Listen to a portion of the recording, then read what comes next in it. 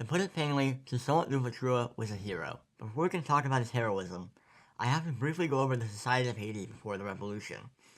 Before the revolution, there were four main groups: slaves, who made it the overwhelming majority of the people on the island; free people of color, who were better off than the slaves, but generally poor; middle class whites who often did not own slaves; and the wealthy white slave owners.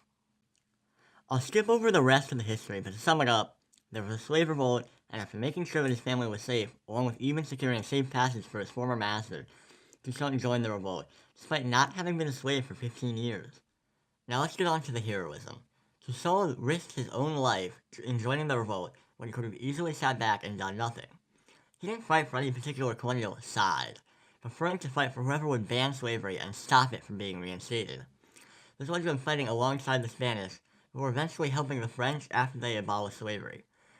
He could have easily just sided with France's enemies, reinstated slavery, and made himself rich from the profits, but he continued to fight anyone who tried to enforce slavery on the people of Haiti. The British even offered to recognize him as king of an independent Haiti, but Toussaint refused as he was, quote, scornful of pompous titles and distrustful of the British because they maintained slavery. He even led a campaign on the Spanish side of the island, freeing the slaves and, quote, amazing the Europeans and mulattoes with his magnanimity. He also improved Haiti's economy, and the former slaves became, quote, legally free and equal, and they received the profits of the restored plantations. Now, everyone will tell you that Toussaint was a villain, and he will cite the perspective of white slave owners in the Americas. But seriously, who cares?